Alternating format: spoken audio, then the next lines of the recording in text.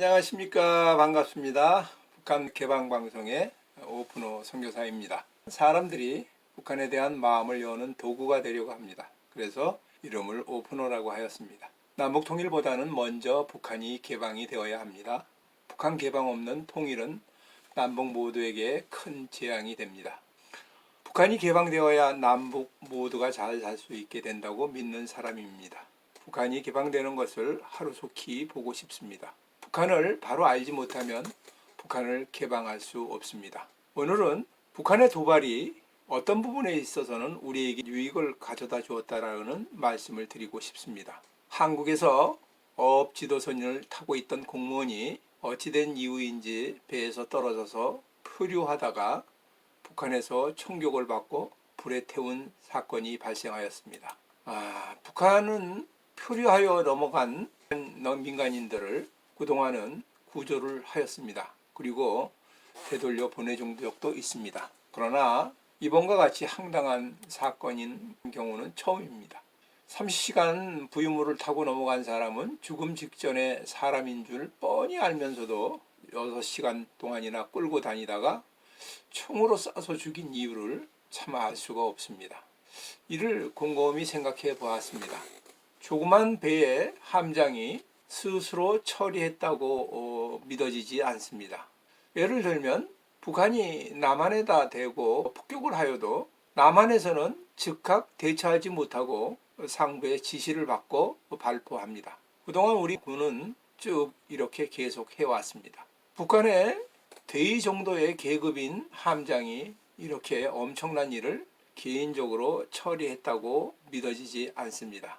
만일 함장이 스스로 처리하였다고 한다면 최근에 내려온 지침에 따라서 그렇게 했을 것이라는 생각이 됩니다.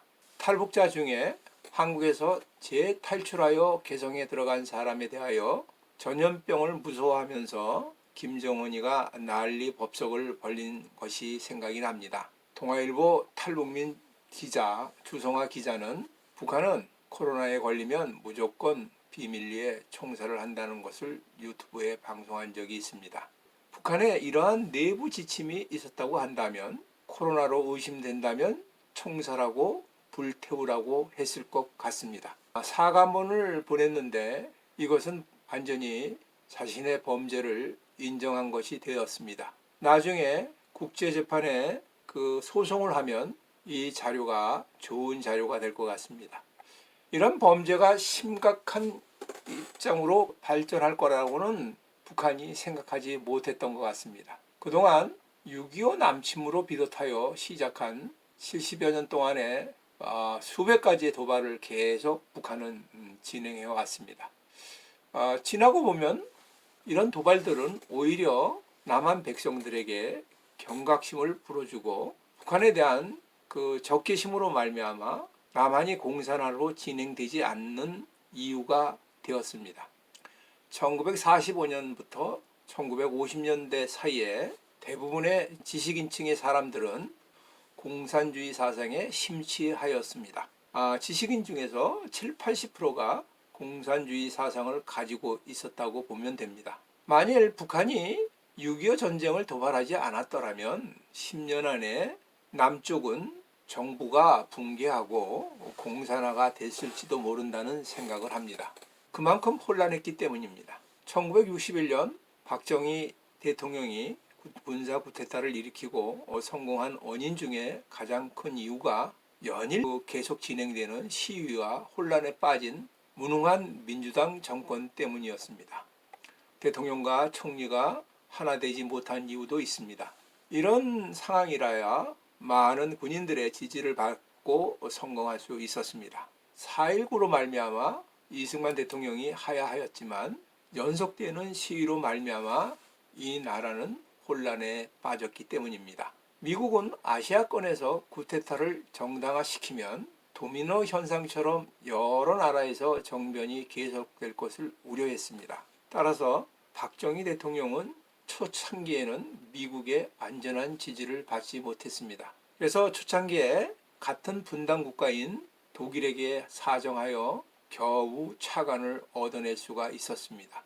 차관을 얻기 위해서는 국가은행에 보증서를 받아야 합니다. 그러나 어떤 통로를 통하여서도 보증서를 받을 수가 없었습니다. 나중에는 독일에 파견된 강부와 간호사의 봉급을 담보로 차관을 받을 수가 있었다고 합니다. 미국 정부와 한국 정부가 좋은 관계가 시작된 계기는 북한이 프레볼로호를 탈취한 사건이 생겼기 때문입니다. 1968년 1월 21일에 청와대를 기습하여 박정희를 제거하려다가 미수에 그친 사건이 일어났습니다. 그리고 그 이틀 후에 1968년 1월 23일에 북한 온산 앞바다 공해상에 있었던 해양조사선으로 위장한 미국의 정찰함 프로볼레호가 납포가 되었습니다. 이때 북한은 소련의 후원으로 강경하게 나왔습니다. 왜냐하면 미국은 베트남 전쟁과 북한의 전쟁을 동시에 수행할 수 없음을 알고 있었기 때문입니다. 이때 미국은 회담에서 한국과 북한을 동시에 달래는 그러한 회의를 하고 말았습니다. 이후에 북한에 대하여 만만히 보고 있던 미국이 북한에 대하여 어떻게 대처할 것인가에 대해서 새로운 연구 부서가 생겼습니다. 프레볼로 납북 사건 이후에 한국은 국제적으로 도움을 많이 받았습니다. 한국군이 현대화를 이루는데 많은 효과가 있었습니다. 이때 수출도 많이 증진이 되었습니다. 얼람전에 한국의 많은 기업들이 참가하였고 75년 5.1 소크 후에 중동 건설을 진출할 수 있는 기초 능력을 갖추는 그러한 시간이 되기도 하였습니다. 1974년 8월 15일 유경수 여사가 암살을 당한 사건이 일어났습니다. 그리고 1976년 8월 18일에는 판문점 공동경비구역 미군 장교 2명이 도끼로 살해한 사건이 일어났습니다. 전쟁이 발전된 단계로 가서 북한의 김일성이는 사과함으로 말미암아 마무리가 되었습니다. 이때 그 박정희 대통령은 유명한 말을 했습니다. 미친 개에게는 몽둥이가 약이다. 유신으로 말미암아 불안한 전국의 박정희 정권에게 오히려 북한이 도움을 준 사건이라고 생각합니다. 1983년 10월 9일에 미얀마의 아웅산 국립묘소를 참배하던 전두환 대통령과 장관 등을 암살 시도한 사건이 일어났습니다. 이때 17명이 순직하는 사건이 일어났습니다. 이 사건으로 말미암아 강주 사태로 어려웠던 전두환 정부가 오히려 정상적으로 활동할 수 있는 그런 계기가 되었습니다. 북한은 전두환 정권에게 도움을 주는 결과가 되었습니다. 1987년 11월 29일에 대한항공 858기 폭발로 인하여 한국인 승객 93명 등 115명이 사망하는 사건이 일어났습니다. 이때 마침 폭파범으로 잡힌 김현희 씨가 실토함으로 이 모든 것이 북한의 만행으로 드러났습니다. 이에 따라서 오히려 88 서울 올림픽이 오히려 성공하는데 도움을 주었다고 생각합니다. 북한의 도발은 좌파나 우파 정부를 가리지 않고 일으켰습니다.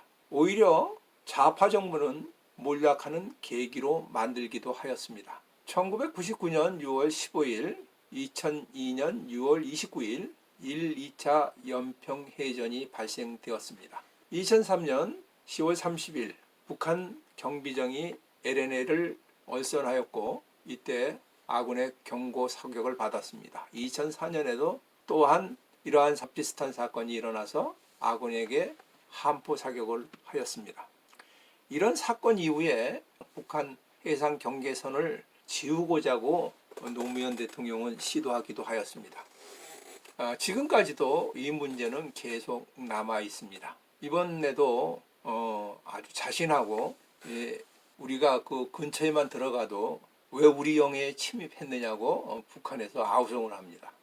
개성의 남북 연락사무소를 폭파하고 이제는 공무원 피살과 불에 태우는 만행을 저질렀습니다. 이제 한두 번 더 북한이 도발한다면 문정부군은 설 자리가 없어질 것 같습니다. 문정부는 지금이라도 정신을 차리고 북한에게 할 말을 하지 않으면 영원히 돌아올 수 없는 길을 가게 될 것 같습니다. 북한이 도발하는 것으로 남한의 사상자가 많이 발생하였지만 북한에는 도움이 되지 않았던 것 같습니다. 이제 북한의 마지막 도발이 남아있다고 생각합니다. 북한의 마지막 도발은 앞뒤를 가리지 않는 철부지와 같은 행동으로 큰 사건을 일으킬 수 있다고 생각합니다. 이 마지막 도발까지 오판으로 이루어질 가능성이 아주 많습니다. 그러나 이 모든 것들은 하나님의 계획 안에 있다고 생각이 됩니다. 또한 하나님이 이 일을 하실 것입니다. 예레미야를 통하여 하나님의 경고를